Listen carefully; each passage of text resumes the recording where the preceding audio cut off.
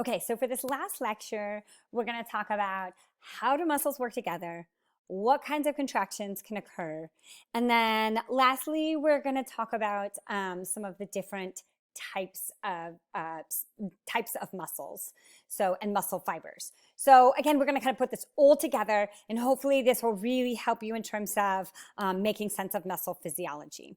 So, and as always, if you have questions, please let me know. I'm here to help. I know that some of this is challenging, but so fascinating as well. So when we talk about a motor unit, I know I kind of introduced this, but a motor unit is basically going to be where you have one motor neuron and all of the muscle fibers that it innervates. So for example, in purple here, you have one motor unit, which includes this motor neuron, this purple motor neuron, as well as these two muscle fibers. Remember, muscle fibers are muscle cells. These two muscle fibers that it's innervating or stimulating, okay? And then here in green is another separate motor unit with another motor neuron in green that's innervating these three muscle fibers. So again, motor units are, when we look at a muscle as a whole is going to have many different motor units. And so what this means is this allows us to be able to do things like partially contract a muscle. So we can partially contract a muscle by only contracting some of the motor units and not all of the motors. So we might be contracting here the purple motor unit and these individual muscle fibers, but not the ones in green. But if we want a stronger contraction, then we'll go ahead and stimulate this motor unit in green here. So this allows us this kind of fine tuning of our muscle contraction. And what makes it even more interesting is that the size of the motor unit matters as well. So for example, you might have a small motor unit where you have one motor neuron just innervating maybe, 10 to 15 cells. And this is important because this will allow you to do lots of the fine motor movements that you have in like your fingers.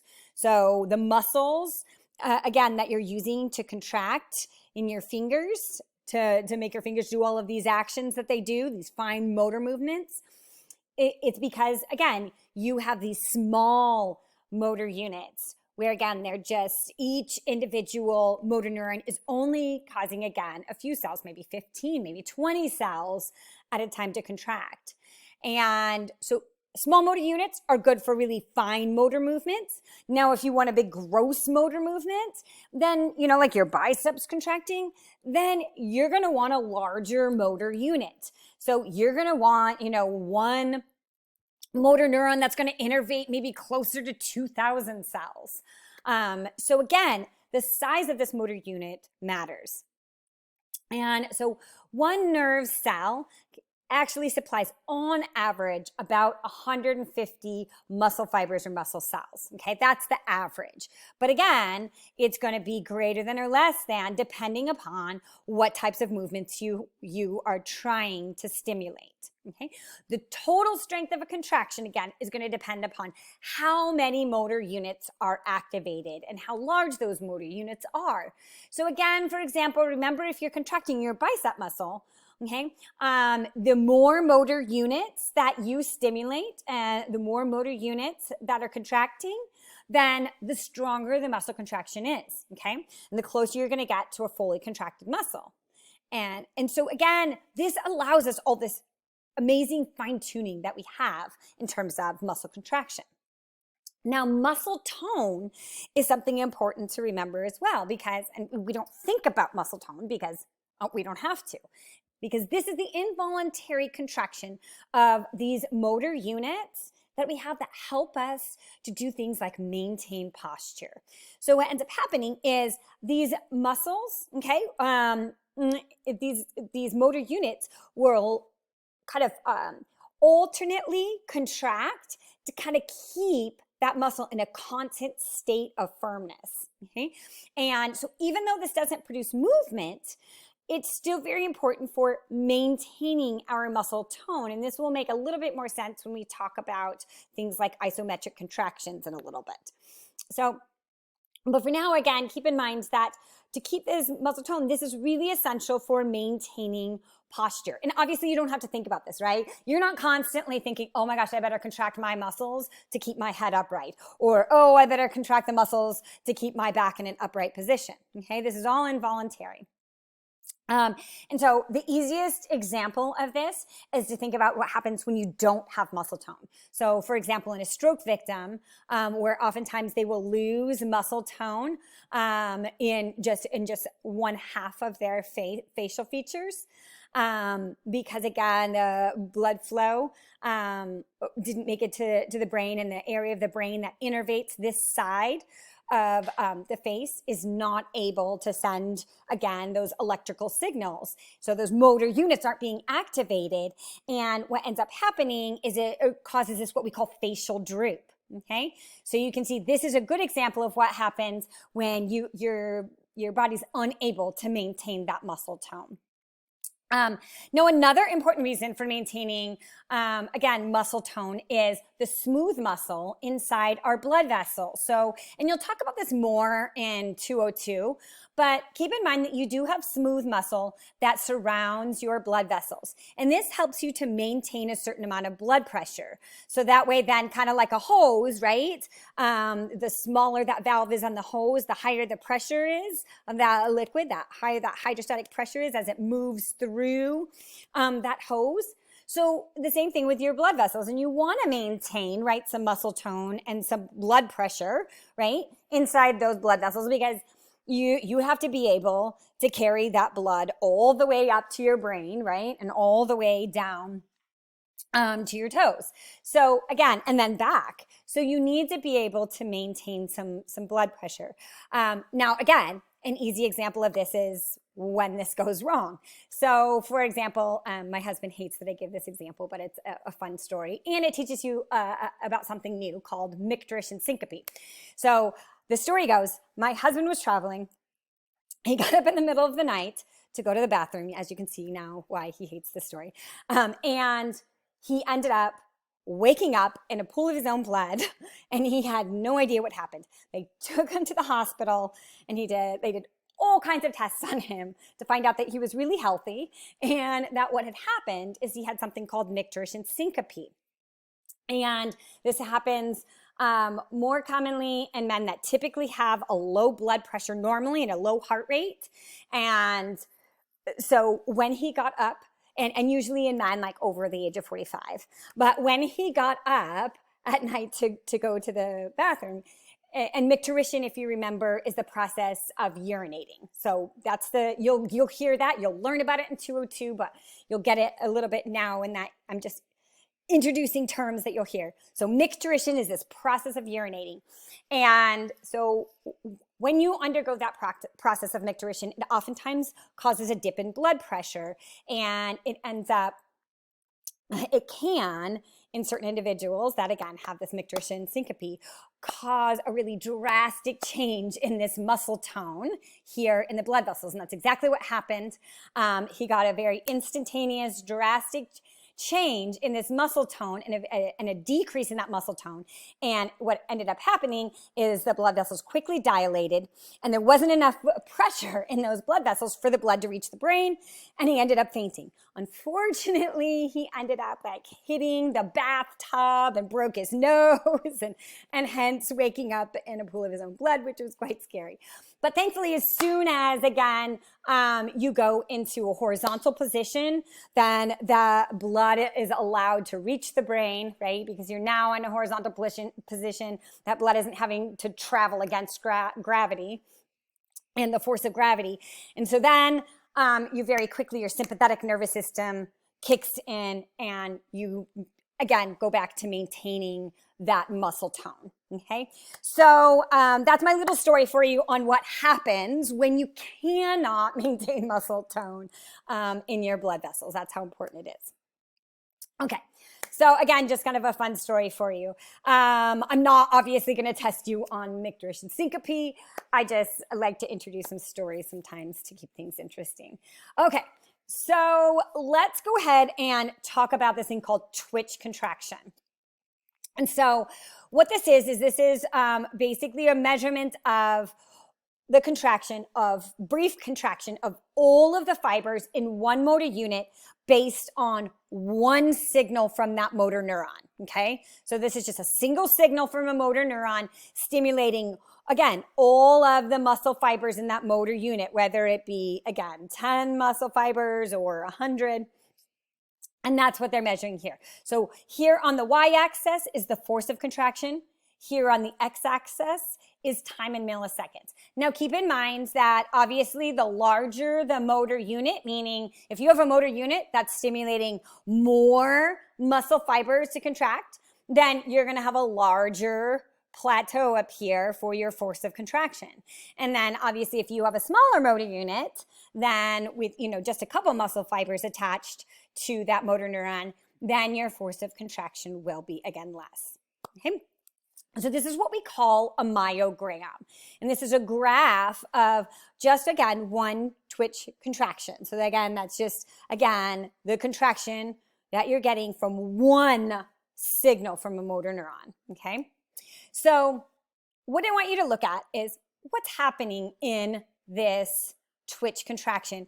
And I want you to be able to, you should be able to hopefully, by the end of this, conceptually think about what's happening inside at the microscopic level, inside these individual muscle fibers to cause this latent period, this contraction period, and then this relaxation period. So let's think about this for a minute. Why is there this 5 millisecond delay? Remember, 5 milliseconds is just 5,000ths of a second, okay? So a really small amount of time, but still, what is causing this delay? Okay, let's think about this. What has to happen between the point where a motor neuron is stimulated, right, and the point where we actually hit sarcomeres shortening? A lot, right? A lot has to happen. Oops, I'm sorry. I thought I circled my latent period here, but I'll just circle the latent period here. A lot has to happen in this latent period. So think about this, okay? Again, as you hit point 0 and this motor neuron stimulated, right? And this is kind of in an artificial lab situation. That motor neuron stimulated, boom, okay? That action potential travels down the axon terminal to the synaptic end bulb and then has to cause the release of acetylcholine. That acetylcholine then has to travel across the synaptic cleft, bind to an acetylcholine receptor on the motor end plate, right? Then triggering sodium, those sodium ion gated channels to open, allowing an influx of sodium and now allowing a change in membrane potential and the action potential now to be propagated across the sarcolemma of that muscle fiber. Now, as that action potential travels down the sarcolemma of that muscle fiber, it's going to travel down into the T-tubules and then stimulate the release of calcium from that sarcoplasmic reticulum. Then that calcium has to go out into the sarcoplasm, find a troponin, okay, bind to the troponin-tropomyosin complex. Then the troponin-tropomyosin complex, again, undergoes that conformational change, pulls tropomyosin off of that active binding site. Then boom, the myosin heads can then bind to that active site on that actin filament. And then ADP and that phosphate are released, allowing that myosin head, right, to undergo its power stroke and ratchet, finally causing the shortening of the sarcomeres. And all of that happens in these 5 milliseconds, in these 5,000ths of a second. Wow, a lot, right? So pretty impressive. Hey, once we hit the contraction period here, now our sarcomeres are all starting to shorten, right? So we're getting the contraction of all of the fibers in the motor unit, okay?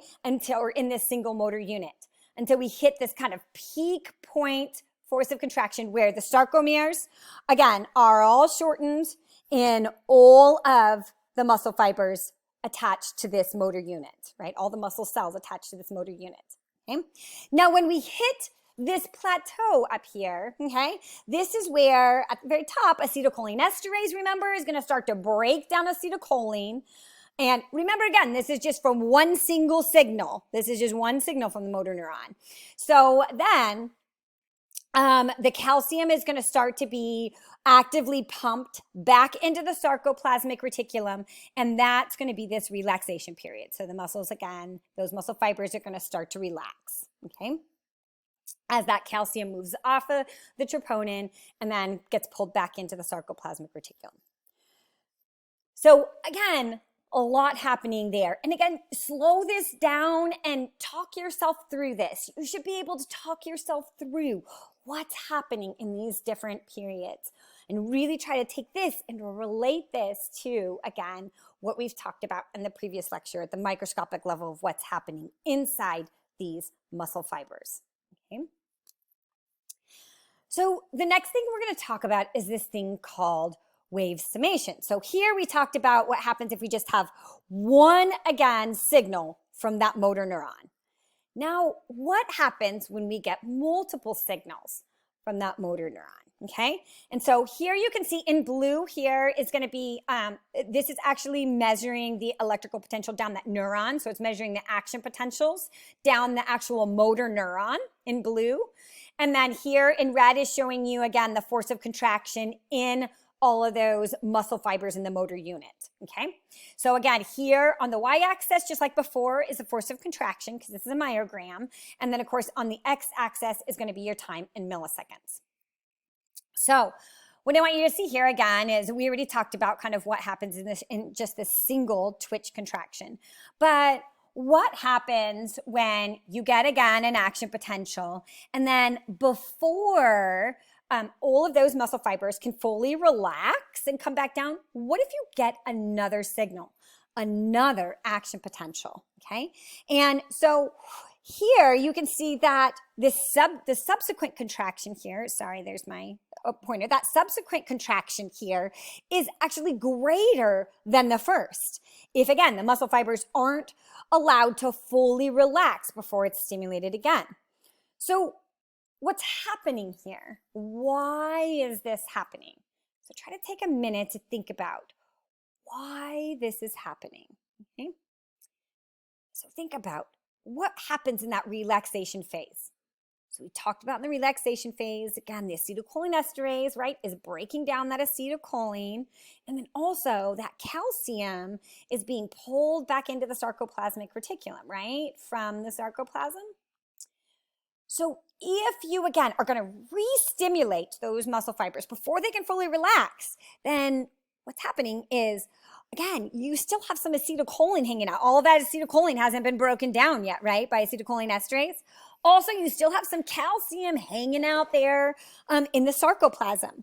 So what happens is when you re-stimulate again, your acetylcholine levels, okay, and your calcium levels, so your acetylcholine levels at that synaptic cleft, and as well as then your calcium levels in the actual sarcoplasm are going to rise higher and higher. And that's what you're seeing here. So you get this greater force of contraction because now you're going to have more calcium available, okay, than when you had here, your first twitch contraction. You're going to have more calcium available to allow more myosin heads to bind to more active sites on that actin, okay, allowing greater force of contraction.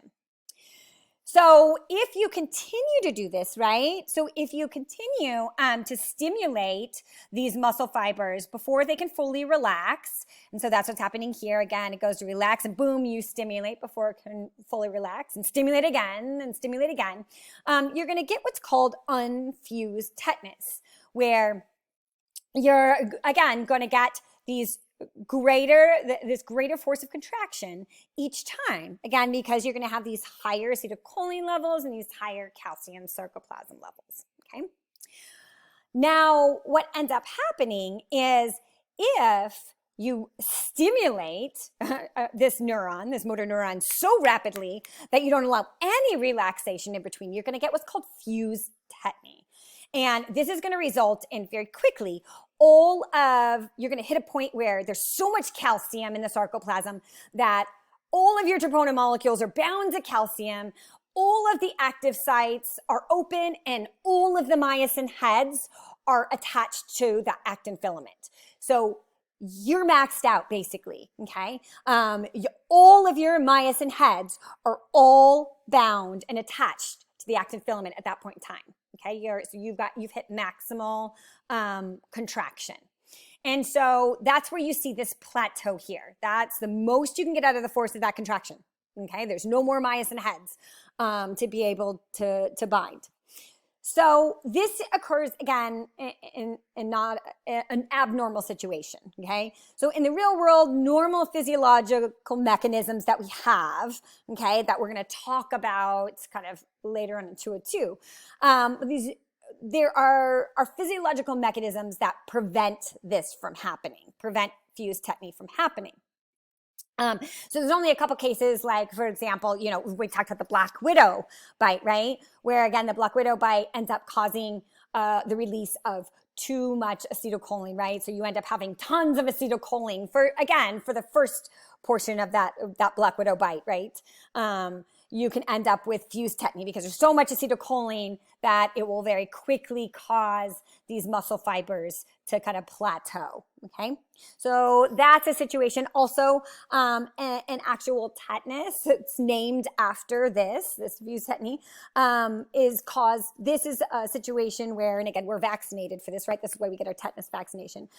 This is a situation where a bacteria that's taken in called Clostridium tetani actually ends up producing this toxin, and that toxin blocks, this is a little more than we're going to get into, but there are some inhibitory neurotransmitters that prevent contraction. And so this toxin actually blocks those inhibitory transmitters from being released. And so it also ends up eventually stimulating those muscle cells. They can't stop contracting, and you'll end up hitting tetany. So again, this is why we get our tetanus shots, so that we don't end up in a situation where our muscle fibers are in this state. Okay, so all kind of interesting stuff here. So again, this is just what I talked about. This is unfused tetany here, so unfused tetanus here, when again, we're giving some time for relaxation in between, just not allowing those muscle fibers to fully relax, okay? And so that's called unfused tetany. This is if you stimulate, you don't have to know this, but at 20 to 30 times per second. I'm not going to test you on that number, so please don't worry about that. I just want you to know what unfused tetanus is if I gave you a description of it. And then here, fused tetanus again, you are stimulating again, before the muscle fibers even have a chance to start relaxing, okay? So there's no relaxation period for these muscle fibers, and you very quickly hit maximal force of contraction. Again, all of those myosin heads are attached to an actin filament, okay?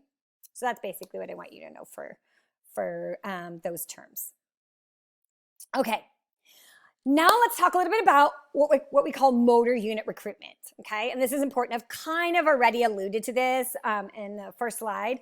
But when we talk about these motor units, again, that motor neuron and all of the muscle fibers that it's going to innervate. And remember, a muscle, an entire muscle as an organ, so if you're thinking about the bicep organ, the bicep brachii muscle has many, many, many different motor units, okay? And those motor units in that muscle are actually going to fire asynchronously, even if you're like maintaining a certain position and maintaining a certain contracted state. So let's say like if you kind of flex your bicep muscles kind of halfway here, right?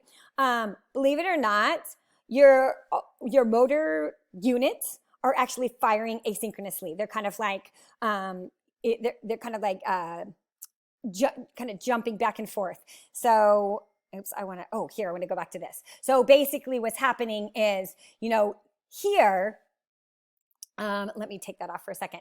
Here, if this motor unit here is being activated, right? But as it starts to relax a little bit, if that happened and there weren't other motor units involved here, then you would have this kind of jerky movement, right? Like back and forth, because your muscles would start to relax a little bit, and then they would, jump back to contract again and then relax just a little bit. And you'd have these really jerky movements of like contracting a little bit and then relaxing a little bit and then wait, contracting a little bit more, relax a little, contract a little more, relax a little.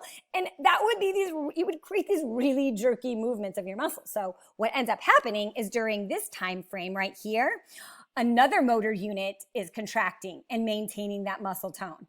Okay. And so they're kind of alternating. This one's contracting and then another motor unit's contracting and then coming down while this one's coming up. So they're just alternating and flip-flopping. Okay. And so alternating was the word I was looking for before. So you have these motor units that are firing, again, asynchronously means not all at the same time, without synchrony, right? So again, and this is really important for allowing, again, these nice smooth muscular movements, but also this allows our muscle fibers to not fatigue as quickly. So this delays muscle fatigue so that, again, contraction can be sustained, because while some muscle fibers are contracting, other ones are relaxing and vice versa, okay? So this also allows us, when we talk about motor unit recruitment, what motor unit recruitment is as it's recruiting more motor units, okay? So as you go to do a stronger, take your bicep muscles, okay? And you start to contract the muscle. Now just contract it a little bit and then contract it a little bit more and a little bit more. What's happening is as you contract that muscle more and more and you get more force, okay, out of that muscle contraction each time you pull your fist a little bit closer to you. What ends up happening is you're recruiting more motor units, okay? So maybe you start with 10 motor units, and then as you contract a little bit more, you bring on, another 20 motor units and so on, okay? Until you hit your maximal contraction when all of the motor units are all stimulated for that muscle cell. Again, stimulated, remember that again, they're firing asynchronously, right? So that way then they're kind of going in and out, but allowing you to maintain that muscle tone so that you don't feel these jerky movements. So pretty cool on how much is actually happening inside your individual muscles when you do contraction. So again, precise movements are going to require smaller contractions. So these are, again, the types of contractions that you need to do the fine motor movements in your fingers. Okay, so those muscles in your fingers are going to require these smaller motor units. So that means that these motor units are going to innervate smaller muscle fibers, okay, and they're going to innervate fewer muscle fibers. And then these large motor units, again, like things like your bicep muscles, right, are going to be active when you need a large amount of tension. And so you're going to have large motor units that are going to innervate lots of muscle fibers. Each motor neuron is going to innervate lots of muscle fibers. And then the muscle fibers are actually just going to be bigger as well. Those muscle cells are going to be bigger. Okay? So this is this idea. This is what, when we talk about recruitment here, when we talk about motor unit recruitment, okay, this is what we're talking about, is as you, again, want, again, to increase that force of contraction, that tension from that muscle contraction, you're going to bring on more and more and more motor units. So I like this because they kind of color in the proportion of motor units that are excited, okay, until you hit this point where all of the motor units are excited and you hit maximal contraction, okay? So again, maybe you just want to contract your bicep muscle, halfway, okay? So you're just going to contract about 50% of those motor units, okay? And again, this is all controlled by your brain. And it's funny because, we're not having to think about that part, right? I mean, even though this is under our voluntary control, our brain is doing all of this for us. All we have to think is, oh, I just want that muscle to be partially contracted as I'm picking up my cup of coffee, okay? And slowly bring it into my, towards my mouth. So again, what you're going to do is slowly bring on more and more and more of these motor units until you bring up your cup of coffee all the way to your mouth, okay? And you get this maximal contraction out of that bicep muscle. So again, pretty amazing that this all happens, right? And I am always amazed that more things don't go wrong with how much has to happen for a muscle contraction to occur. So hopefully the big thing here is really with anatomy as a whole to give you this appreciation for what is going on inside your body every day. that you don't even think about. It's amazing how much has to go on for your body to function at the level that it does every day. So that's the part of anatomy that's amazing. So this graded muscle responses is just, again, the way that motor recruitment works. And I kind of already talked about this. So again, recruitment works on this kind of size principle. The motor units with the smallest muscle fibers are actually going to be recruited first, okay? So if you need just, again, a little bit of force of contraction, you're first going to stimulate, and again, your brain is doing all this, you just don't know it. Your brain is going to stimulate the motor units that are attached to the smallest muscle fibers first, okay? Then as you want, again, a more powerful contraction, you want more force out of that contraction, then you're going to stimulate motor units with larger muscle fibers that are attached to larger muscle fibers and then also attached to more muscle fibers, okay? So again, first you're going to stimulate small motor units, okay, and then you're going to stimulate your larger motor units as you need, again, more powerful contractions, okay, and as that stimulus intensity increases. Then the largest motor units are going to be activated only for the most powerful contractions. And then again, try to keep in mind that when your muscle is contracted, not all of the motor units, again, are contracting at the same time. They're contracting asynchronously, right? Okay, so, motor unit 1 is contracting while motor unit 2 is relaxing, and then they're going to flip-flop. But this is going to maintain that muscle tone. You're not even going to be able to detect, okay, that they're flip-flopping back and forth. And again, of course, there's, thousands of these, oftentimes, motor units, again, inside one single muscle that are doing this, okay? So some fibers are going to contract while others are resting, and this helps to prevent our overall muscle fatigue. Okay? And this is just that size principle, again, that the smallest motor units are going to be required with the smallest muscle fibers first, and then the largest motor units with the largest muscle fibers will be recruited last when you need kind of maximal tension. All right, so are you ready? Let's put this all together. Yeah, let's finally put this all together and make it all make some sense. Okay, hopefully you have this aha moment. I want you to have that aha moment. All right. So let's do this. Are you ready? Okay. So when we talk about the force of muscle contraction, it's going to depend on the number of myosin cross bridges, right, that are attached. And that's going to be affected by these 4 factors. Okay. 1, the number of muscle fibers that are stimulated. This is that, again, motor unit recruitment. Okay. So the more motor units that are recruited, the greater the force you're going to get until all of the motor units, again, are recruited and you're getting maximal force out of that muscle contraction. 2, the relative size of the fibers makes a difference. The bulkier the muscle, the more tension it can develop, the more force it can produce, right?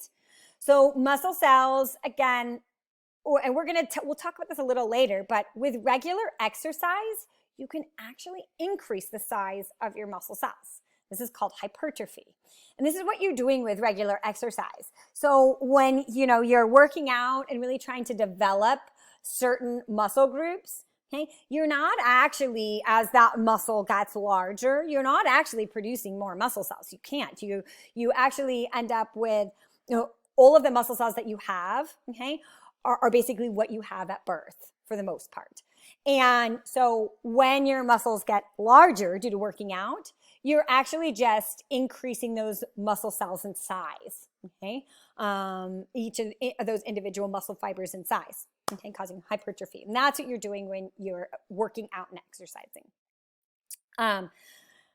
Number 3, the frequency of stimulation, okay? So remember, the higher the frequency, the greater the force. And this is that idea of wave summation, right? So the stimuli can be added together if that motor neuron is re-stimulated before the muscle fibers have a chance to relax all the way, okay? So you can get greater force out of that each time. That's that wave summation. And then number 4, the degree of muscle stretch. Okay, we talked about that a little while ago. And this is muscle fibers with sarcomeres that are about 80 to 120%, remember, of the normal resting length are going to be generating more force. So if a sarcomere is less than 80% of its resting length, then there's too much overlap of the filaments. Too many of the myosin heads are already attached, and the amount of force that you can get out, there's not much left, right?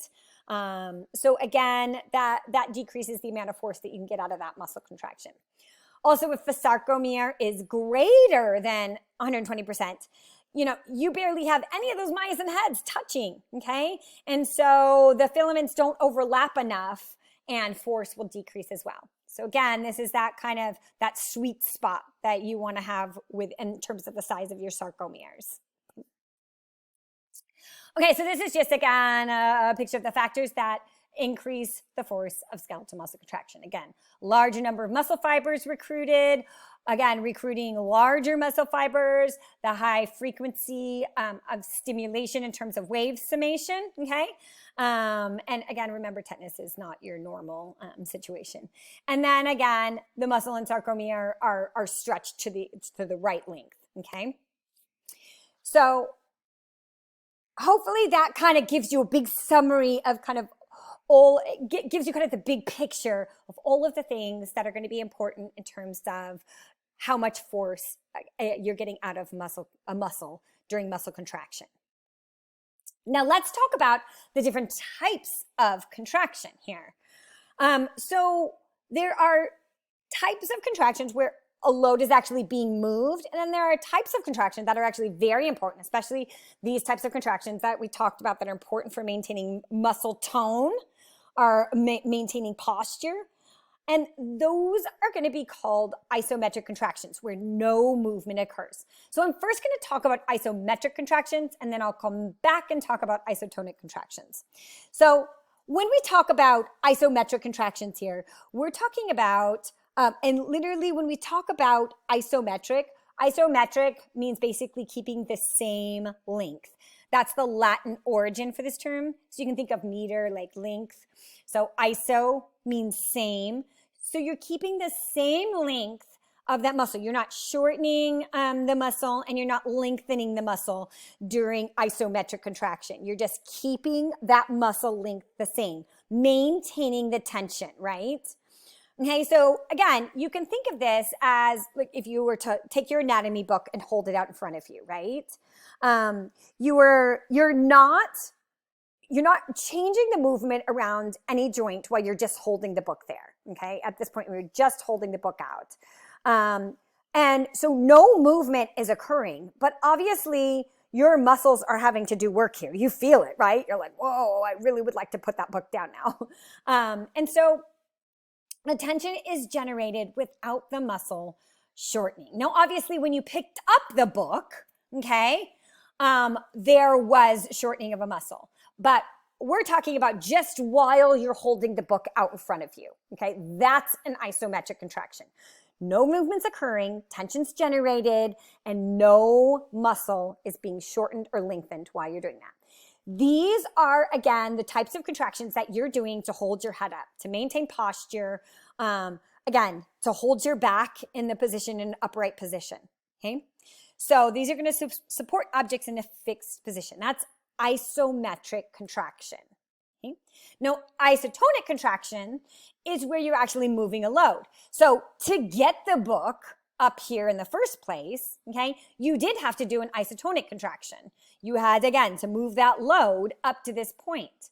And so those are isotonic contractions. And there are two main types of isotonic contractions. Okay?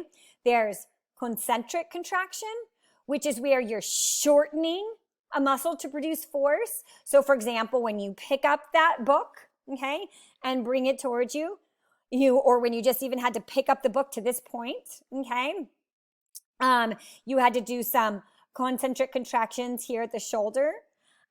So again, concentric contraction, it's easiest to picture when you're actually like contracting your bicep, right? Okay, because you're shortening that bicep muscle to produce that force. Now, your eccentric contractions are where our muscle lengthens while maintaining force, right? to get back to that point.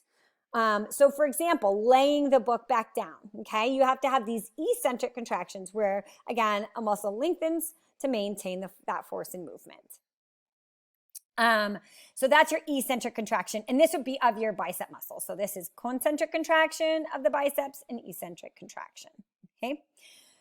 So if you want a little bit more information on this, if you're interested in this, and I know a lot of people are, I actually have a short video. You can click on this link here from my actual PowerPoint, and you can go to, I'm not going to play this for you, but I just want to kind of show you where it's at. And this is a great video. When I wake up in the morning, I feel put out here.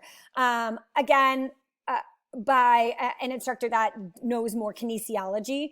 And it's really interesting. I find this more interesting. And so he really talks about like why you do concentric contractions versus eccentric contractions, and how you use that in therapy. It's not a very long video. So if you're interested in it, again, it's only like a 7 or 8 minute video, really fascinating. So please take the time to watch that if you'd like. Okay. So, and again, this is just showing you, again, it's just a visual of isotonic contraction and then isometric contraction, okay? You don't really need to know the graphs. So again, that's just a visual if you're a visual person. Okay, so let's get into this last part of the lecture, which is the types of skeletal muscle fibers that we have. And this is really interesting usually for people because I know that you've heard the terms slow twitch and fast twitch muscle fibers. And so this is some of the stuff that I find fascinating as well. So, and this will also tell you a little bit about, you're about to find out why you have white meat and dark meat. So again, very, very fascinating here. So when we talk about the different types of skeletal muscle fibers, again, we have slow twitch and we have your fast twitch fibers, okay? Your slow twitch fibers is called the slow oxidative one. We'll talk about why this is. And then the two fast twitch fibers are your fast oxidative glycolytic fibers and your fast glycolytic fibers, okay? So what ends up happening is when you actually look at these fascicles, remember, let's go back to the very beginning. I know you're like, no, but to the very beginning of all of these lectures, we had this big muscle that's broken up into these bundles, right, that we call fascicles of these individual muscle fibers, okay? And if you look at a cross-section of these individual muscle fibers, you'll see that they actually look like they're different colors. And that's because your muscles are actually a mixture of slow oxidative, again, muscle fibers, as well as your fast twitch, fast oxidative glycolytic, and your fast glycolytic fibers, okay?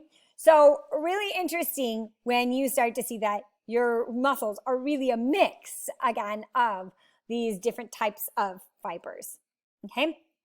Now, obviously, so individuals, you probably know, will have different amounts of these different types of skeletal fibers, okay? So for example, if you're a marathon runner, you likely, inside the muscles in your legs, okay, you likely have a lot more slow oxidative muscle fibers.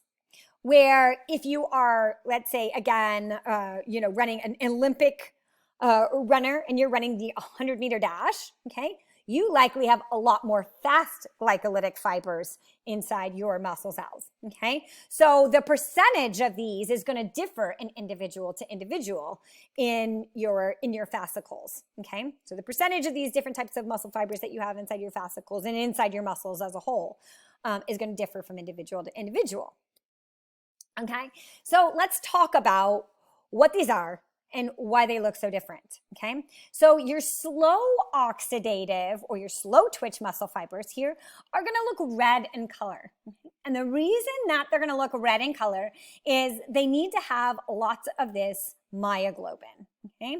And we're gonna talk about why that is in just a minute in terms of doing aerobic respiration. But remember that myoglobin is the protein inside your muscles, hence myo, okay? That globin holds on to oxygen. So remember, hemoglobin, right, is gonna be that protein that holds on to oxygen in your heme refers to blood, in your blood, okay? But myoglobin is going to be the protein that holds onto oxygen in your muscles, okay? So special protein that holds onto oxygen in your muscles. And so that's why these are going to be red in color. They're going to have lots of this myoglobin protein, okay? That's going to look red in color. They're also going to have a lot of mitochondria, okay? As well as the last main reason why they look red in color is you're going to have a lot of blood vessels innervating those muscle fibers, okay? So that will give them that red coloration. So when we talk about slow oxidative muscle fibers, these are really important for kind of our prolonged, sustained contractions. Again, these are going to be things that you're going to use for maintaining posture. These are going to be the types of muscle fibers that you're going to rely on for running a marathon, okay? Really, again, any prolonged movement, okay, you're going to rely on these muscle fibers. Okay, so then we have the second one, which is going to be your fast oxidative glycolytic, or sometimes you'll hear them called the fast twitch A muscles. And those are going to be these ones that kind of look pinkish in coloration here. So if you look here, oh, I'm sorry, actually your fast, here, your fast oxidative, sorry, are going to be pink in coloration here. So sorry, I didn't know if I said fast glycolytic. I should have said fast oxidative glycolytic, sorry. And so hopefully, I know it gets confusing, but fast oxidative glycolytic is going to make a little more sense in just a minute when we talk about what's actually happening inside these cells. So your fast oxidative glycolytic or fast oxidative or fast twitch A, again, I'll try to use all of the terms. So if you want to learn fast twitch A, I'll try to make sure that I put fast twitch A on the exam as well. So fast oxidative glycolytic, and I'll also put fast twitch A. So again, these are going to be these cells that are like pinkish in coloration here. And so they, again, are still going to have lots of mitochondria and myoglobin and blood vessel innervation, but not as much as your slow oxidative. So that's why they're not as red. Okay, so they're kind of in between. So they're kind of this pinkish color. And they're going to split ATP at a pretty fast rate. Okay, but they're used again for things like, again, walking and sprinting. And we'll talk about, again, the reason why this is in just a minute. And then we have lastly our fast glycolytic. And our fast glycolytic or fast twitch B ones are going to rely on anaerobic respiration. So these are requiring some oxygen, and that's why they have the myoglobin. It's also why they need the blood vessel innervation. But here, your fast glycolytic here, or your fast twitch B muscle fibers are going to be white in coloration because they don't need a lot of mitochondria. They don't need a lot of myoglobin, and they don't need a lot of blood vessels because they're not doing a lot of aerobic respiration. Okay, they're relying on anaerobic production of ATP, okay?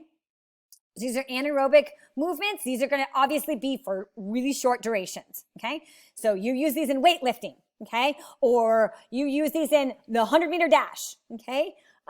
So again, really short durations. They generate the most powerful contractions, but obviously they're going to fatigue really quickly, okay, as you run out of ATP. So when we look at, again, our skeletal muscle fibers. In a normal individual, about half the fibers are going to be your slow oxidative, and about half are going to be the other two fast twitch fibers, okay? So again, your fast oxidative glycolytic and then your fast glycolytic.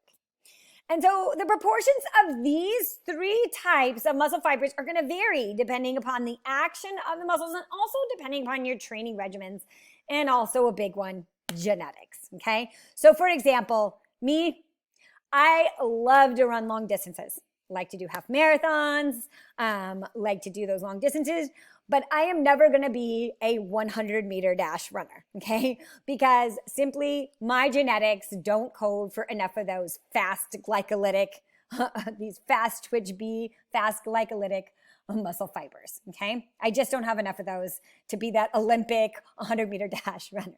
So again, some of this is going to come down to genetics. Now, kind of interesting really quick here, when you think about the difference between dark and white meat, I mean, remember when you're eating meat, we're mostly eating muscle, right? So dark and white meat actually comes down to the different muscle fibers, okay? So this is just kind of interesting fun fact for you. So dark meat is obviously going to have a lot more of those slow oxidative muscle fibers, okay? Because that's why it looks red, okay? That's why it's going to have more myoglobin, more blood vessel innervation, okay? So that's going to be your dark meat, okay? And then your white meat is actually going to have a lot more of these kind of fast twitch muscle fibers, okay? So that's why it's going to look less dark in coloration. It's not going to be as red in coloration, okay? Because it doesn't have as much myoglobin, doesn't have as much blood vessel innervation. So just kind of interesting when you think about the differences between dark and white meat. It kind of actually, when I learned this way back when I was in college, it kind of actually made dark meat seem a little less gross to me. So anyway, so those are the types of things that you see. So I thought I had a slide. Maybe I don't have a slide on this, but just really quick, when we do talk about these different types of muscle fibers, again, I think I do have a slide later on down here, but we'll talk about the fact that, again, here, this is relying on aerobic respiration. So these slow twitch muscle fibers are primarily relying on aerobic respiration, and these guys are primarily anaerobic, okay? So again, that's why remember your anaerobic production of ATP can only last about a minute, okay, before you're gonna start to need to rely on aerobic respiration, okay? So again, just kind of keep that in mind in terms of what's happening in these different muscle fibers. Okay. So now we're going to get into the different types of, and I know I already went over this briefly, so I'm going to try to kind of keep this brief. We're going to talk about the anatomy of cardiac. We've mostly kind of really talked a lot about skeletal muscle, but we want to talk a little bit about cardiac muscle, and we want to talk a little bit about smooth muscle contraction and how that happens. Not a whole lot, but just a little here. So when you talk about cardiac muscles, remember that these are going to be these kind of shorter muscle fibers, shorter than skeletal muscle.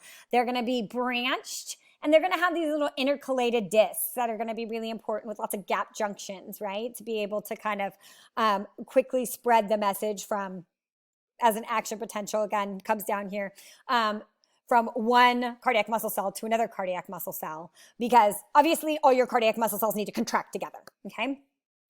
So again, they're going to usually have kind of a centrally located nucleus, unlike your skeletal muscle cells that have many different nuclei.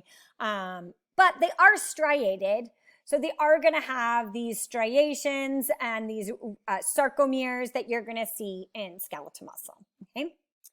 So again, cells are connected by intercalated discs. They're going to have these gap junctions, and those gap junctions are, again, going to allow also calcium to move from the sarcoplasm of one cell to the sarcoplasm of another cell. Okay, so again, this is really going to help all these cells contract together. You're also going to see that you get a kind of a prolonged delivery of calcium to the sarcoplasm, and this is going to produce a contraction that's going to last a little bit longer than your skeletal muscle cells, so about 10 to 15 times longer than in your skeletal muscles. Okay, so you get this kind of prolonged delivery and prolonged contraction of each of the skeletal muscle fibers. Or each of the, the cardiac muscle fibers, longer than the skeletal muscle fibers. Okay, so keep in mind that, again, cardiac muscle, thank goodness, is autorhythmic, right? They contract without stimulation, okay? So again, if you open up the heart and you kind of pull the heart out, it could still contract, right? Because it has this autorhythmicity. Again, to the point, it has to have, blood cells keeping those heart cells alive, but, or blood vessels keeping those heart cells oxygenated, right? But again, it is autorhythmic, okay? And thank goodness I always say that. Because then we don't have to think about it, because I would forget to, make my heart beat. I'd just be like, oh, I'm too busy. So again, thank goodness that we don't have to think about that. And this autorhythmicity of your cardiac muscle cells is a term that we call myogenic, okay? It can contract without, again, our voluntary stimulation. So, and typically, again, on average, we say that it contracts about 75 times per minute. Obviously, this is going to vary drastically between individual and individual, okay, and what your resting heart rate is going to be. And obviously these cells need lots of oxygen. So because, again, it's very important for those cells to maintain oxygen, maintain ATP levels. You don't want your heart to stop beating, right? Or your muscle cells, your cardiac muscle cells to run out of ATP and stop contracting. So they're going to have larger amounts of mitochondria and they're going to generate ATP aerobically. So they're going to need a lot of oxygen, okay? And again, we talked about we have this extended kind of delivery of calcium. It's kind of this slow, extended delivery of calcium that kind of prolongs that contraction. Okay, so that's the physiology of cardiac muscle. Now, again, I'm saying we're talking about this very briefly because you're going to go into depth in this in 202. We talk a lot more about this in 202. Okay, so I'm just kind of introducing that. And then the other type of muscle, okay, that we haven't really talked that much about is smooth muscle. And so remember, smooth muscle has these kind of these spindle-shaped cells, right? And so if you remember, they're spindle-shaped. They don't have the striations, okay? So they don't have those defined sarcomeres and all the sarcomeres kind of paralleling each other, forming those pretty striations. So they're gonna behave a little bit differently. And there are two main types of smooth muscle. We have a visceral, or what we call single unit. So that's what you're seeing here, these smooth muscle. And this is the stuff that you're going to find in the walls of like your hollow organs. Okay, so you're going to find this in like your digestive tract and like your small blood vessels. Okay, again, this is autorhythmic. Okay, right? We don't have to think about contracting our smooth muscle. And the gap junctions are going to cause all of these fibers to contract in unison. So there's actually some gap junctions that I'll show you in just a minute between this muscle fiber and this muscle fiber right here. And that's going to allow these cells to contract together. Okay, it'll allow calcium to move from one cell into the other and allow all these cells to kind of contract together. That's your kind of visceral. And this makes sense, right? Because like as you're, contracting, your esophagus, you want all of the smooth muscle cells in one area to contract together to push a food bolus down. Okay, things like that. Now, multi-unit is going to look like this. It's going to look like chaos, right? That's your multi-unit smooth muscle. And this is where, again, your individual fibers have their own individual fibers with their own motor neurons, okay? And so this is something that you're going to see in like your larger arteries or your large airways. Your erector pili muscle is going to have this, the iris of your eye, ciliary bodies. Again, these are going to be things that kind of require more of this like fine tuning of, again, your muscle contraction. So again, you want kind of more fine tuning of, again, the muscles in the iris of your eye. You guys don't know the ciliary bodies, but this is going to be important for, again, contracting your lens to be able to give you like your distance vision, or then to zoom in if you put, something right up in front of your face. So those ciliary bodies are going to be important for allowing the lens of your eye to be contracted and whatnot. So again, and that's mainly not contracted, but stretched and then relaxed, because that's what's going to give you your distance vision versus your near vision. So again, not a lot. I'm not going to talk a lot about that right now, but just if you kind of can recognize this for future references. I honestly probably won't test you on really the difference between visceral and multi-unit, but I do want you to know the smooth muscle is autorhythmic. I'll show you these gap junctions in just a minute, but I won't necessarily expect you to know visceral versus multi-unit right now, because you're going to talk about that more in 202. I just like to introduce it. So this is what's important, microscopic anatomy of smooth muscle. So when you look at smooth muscle, again, you don't have those defined sarcomeres, the pretty like arrangement of the sarcomeres, all again parallel, giving these nice pretty striations. Instead, okay, you're going to see that you're going to have these, again, you're still going to have your thick and thin filaments, right? But those thick and thin filaments are going to be organized in a different arrangement. they're going to be organized, okay, kind of along and inside these kind of different different segments that are going to be, that's the right term there, segments that are going to be actually outlined or defined by your intermediate filaments and the dense bodies. So these here are the intermediate filaments, these lines that are crisscrossing here. And then here are the dense bodies. And those intermediate filaments and dense bodies are actually going to be attached to the sarcolemma, okay, of that muscle fiber. And that's what's going to kind of transfer some of that tension to the sarcolemma. And so what's going to happen is this is going to generate kind of a different type of contraction. So if you can kind of picture like a ham, and those intermediate filaments are the strings that you kind of wrap around the ham. And then if you pull those strings really tight, okay, you're going to get this type of kind of appearance. And this is the type of contraction that's going to be generated because you're going to have these thick and thin filaments distributed between these dense bodies, okay, like this. So as they contract, they're actually going to kind of contract in these different directions, okay, to kind of cause the muscle fiber to kind of twist into this like helix type shape as it shortens. Okay, so as it contracts and shortens, it's going to kind of twist as it does so because of the arrangement of these thick and thin filaments between the dense bodies and the intermediate filaments. Okay, so if you can kind of picture that. So again, the muscle fiber contracts and it kind of twists into a helix here as it shortens, and then it's going to relax by kind of untwisting. Okay, so that's how your smooth muscle, this is another kind of image of this, that twisting that happens again as that smooth muscle fiber contracts. It's a little different again than your skeletal muscles. Now really briefly, smooth muscle has no troponin, okay? Yep. You heard that, no troponin, okay? So what that means is instead, we're gonna rely on the direct phosphorylation of myosin, okay, to be able to bind to actin. So there's no troponin blocking that active site on the actin.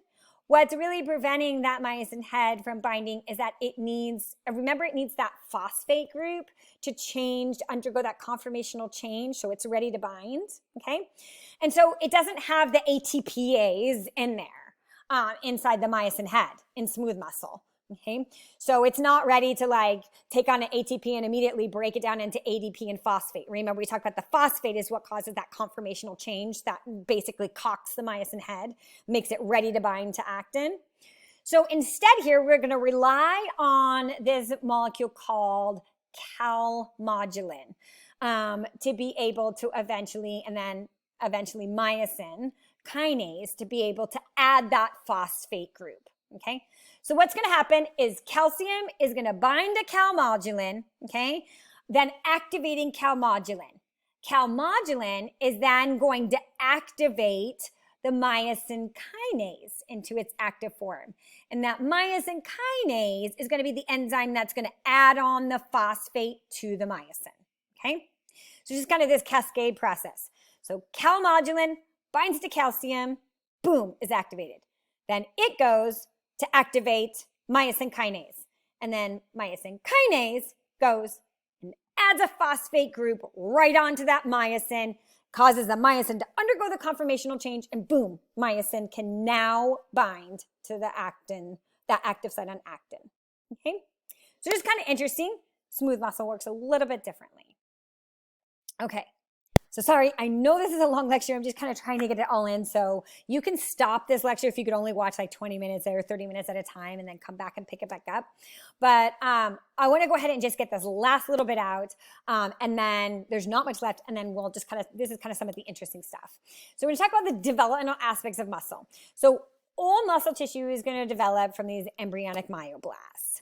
And what's going to end up happening is to form skeletal muscle cells. Many of these myoblasts are going to fuse together to form one single skeletal muscle fiber, skeletal muscle cell.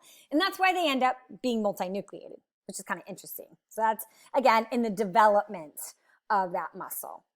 Now, There's a certain growth factor that will stimulate kind of the acetylcholine receptors at the neuromuscular junctions to form on that motor end plate. Okay, so again, just another thing that happens in development. Like, I'm not really going to test you on that, but because you already know that there's acetylcholine receptors there. And then cardiac and smooth muscle myoblasts actually don't fuse, but instead develop these little gap junctions. And let me go back. I didn't actually show you that. I have an image. So where do I have that image? Here is my image. Sorry, I meant to show you this. So when you look at like the way that smooth muscle cells interact with each other, it looks like they're bound to each other, but they're not here. They actually have a slight gap junction between them. But this gap junction is going to have channels, okay, across it that are going to allow calcium to be able to move from the sarcoplasm of one muscle cell to the sarcoplasm of another. Okay. And so when you talk about cardiac muscle cells, cardiac and smooth muscle myoblasts don't fuse. That's why they only have one nuclei, and they often develop, again, these gap junctions. So cardiac muscle cells, obviously these gap junctions end up being right where the intercalated discs are, right? And kind of cool fact, again, I'm not going to test you on it, but cardiac muscle cells actually start pumping when an embryo is about 3 weeks old. So kind of interesting. So let's talk a little bit about regeneration of muscle, okay? So when we talk about skeletal muscles, we do have some regeneration of skeletal muscles.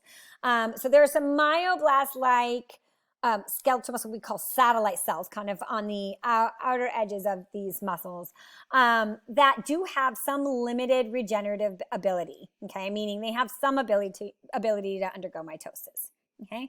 But oftentimes we are just dealing with repair at the cellular level within a single muscle fiber. So we oftentimes don't need these muscle cells to undergo mitosis. And again, remember that this is limited. So you're pretty much born with all of the muscle cells that you have, okay? So you don't want to damage too many of them because, again, you have very little regenerative ability. Again, here you have little bit of ability with these few skeletal muscle satellite cells, okay, that can undergo mitosis and do a little bit of regenerative ability, okay, to give you some extra muscle cells if you do a bunch of damage. But not a lot, okay? So if you do too much damage to a muscle cell, if you do like gross amount of damage, then you're going to end up with lots of scar tissue there because you're not going to be able to replace all of those muscle cells that you've damaged beyond the point of repair, okay?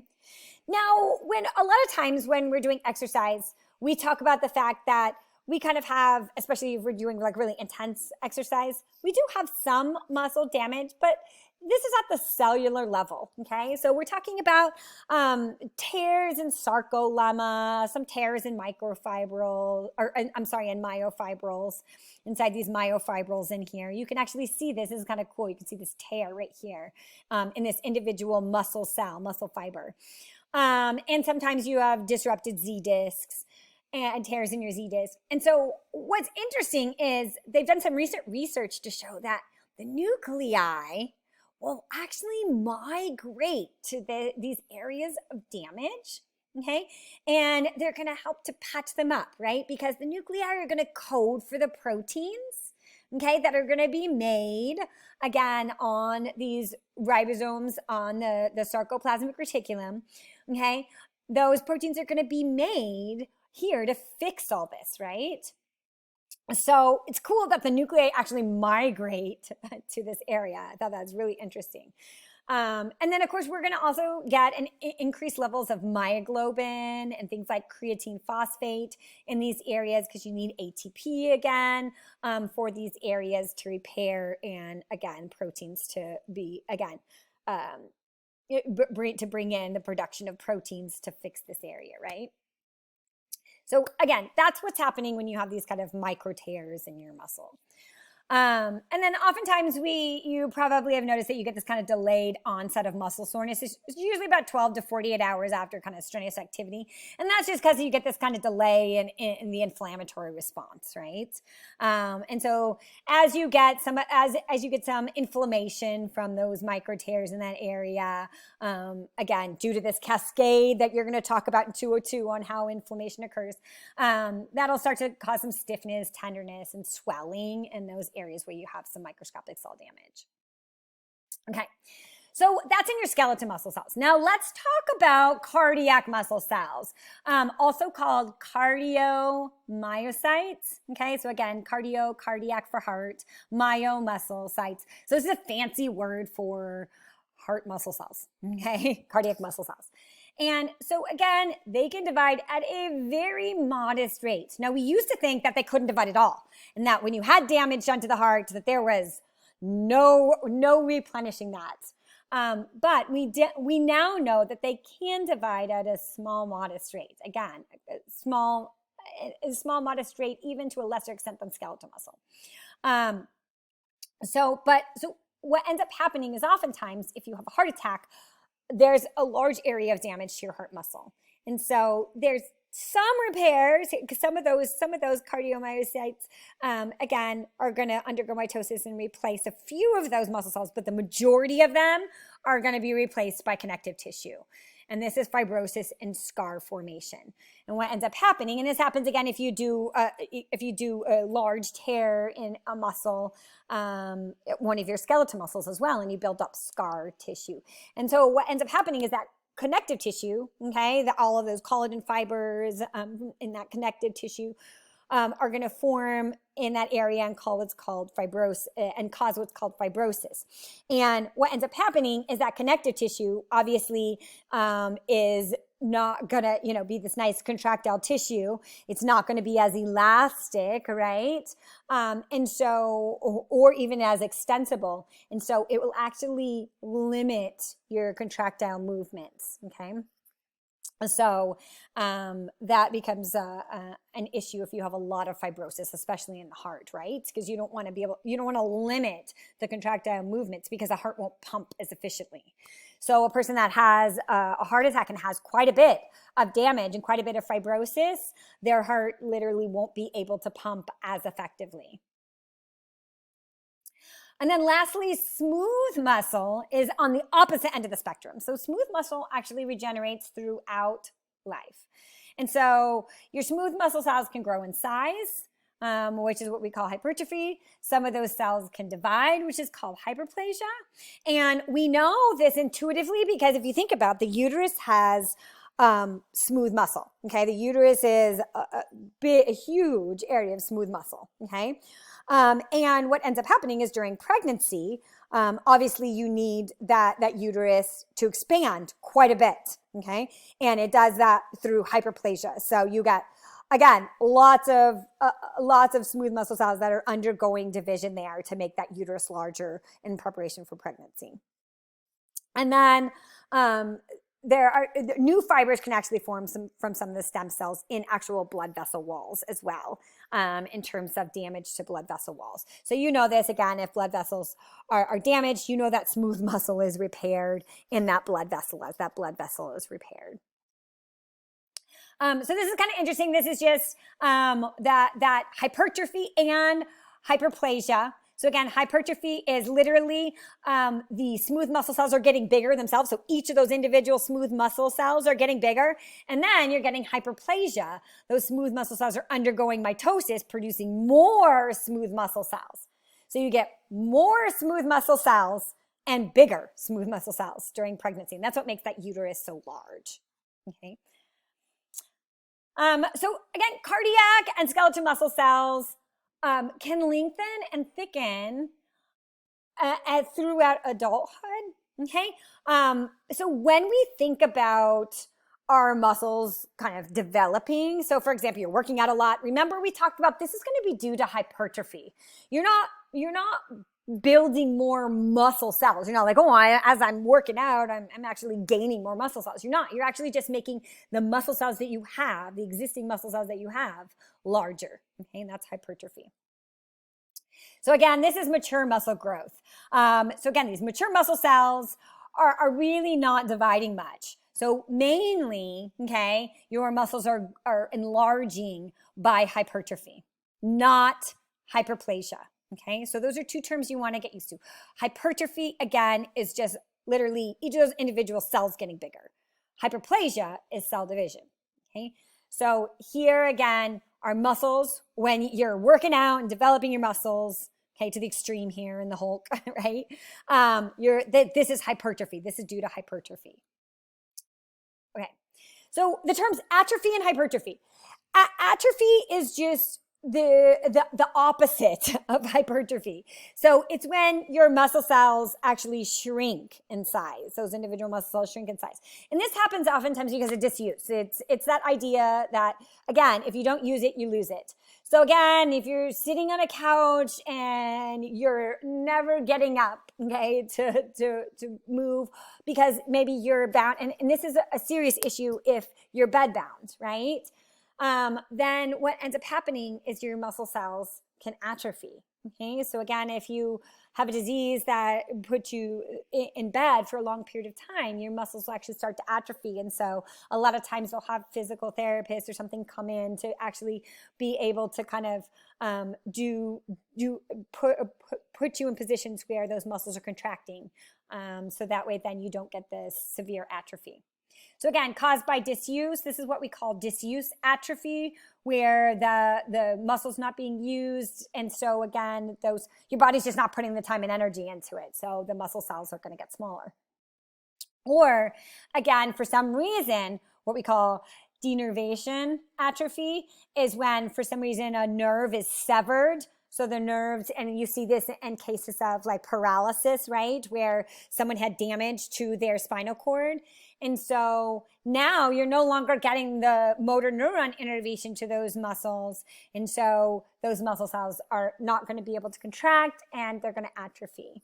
Okay. Again, this is why a lot of times you have to go in and do physical therapy and be physically manipulated to try to help to keep those muscle cells from atrophying too much. Also, as those muscle cells atrophy, you start to build up connective tissue, and that connective tissue cannot be reversed. Once you form that connective tissue, it can't be reversed. So as those muscle cells, you don't use those muscle cells, you're actually going to get a buildup of connective tissue. I thought I had an image of this somewhere, but you end up getting up a buildup of connective tissue around those individual muscle fibers, and that transition to connective tissue can't be reversed. And this will ultimately result in, again, decreased function of that muscle. Now, hypertrophy is what we just talked about. That's the increase, again, resulting from very forceful, repetitive muscle activity.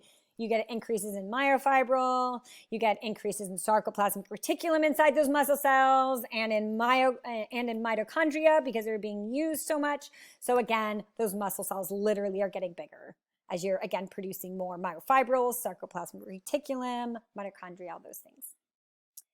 Okay, so, here is, this is what I needed, okay? So here is your muscle hypertrophy. And so again, you can see a healthy muscle, those individual muscle fibers are going to be larger. Here in atrophied muscle, as those muscle fibers kind of shrink up because, again, your body's like, hey, you're not using this muscle. I'm not going to put energy and effort into producing myofibrils and sarcoplasmic reticulum. So those cells really shrink up. And then what ends up happening is you start to develop extra connective tissue around those myofibers to kind of keep the shape of the muscle. And once you do that, you can't go back. There's no going back. And you can see that here in this case. Myasthenia gravis, you may have heard of this. This is an autoimmune disease that it's where your immune system, again, the autoimmune disease is where your immune system attacks itself, its own body, right? And so your immune system is actually going to attack the acetylcholine receptors at that neuromuscular junction. And obviously, the more and more of these receptors that are attacked and damaged, the weaker that muscle is going to be, okay? Because you're not going to be able, again, to stimulate that action potential in that muscle cell. in those muscle fibers. This is more common in women that are, it's kind of a rare condition. But when you do see it, it's usually in women that are 20 to 40, and there's also a possible kind of link to thymus gland tumors. But again, this is kind of a more rare condition. And the treatment usually includes, I'm sorry about that. Treatment usually includes kind of steroids, which shut down the immune system, basically, okay? And reduce the antibodies that are binding up to those acetylcholine receptors and causing those receptors to break down. Muscular dystrophy we've already talked about, so I'm not going to talk about that again, but here's a slide on it. I talk about it a little more in depth further up when we talk about dystrophin. Okay, so that is it. If you have any questions, sorry, I know that was ran a little long, but I always like to give you, as much information to help you remember this and all the stories and tricks. If you are having any problems with this, please let me know. I am more than happy to help and set up some time with you.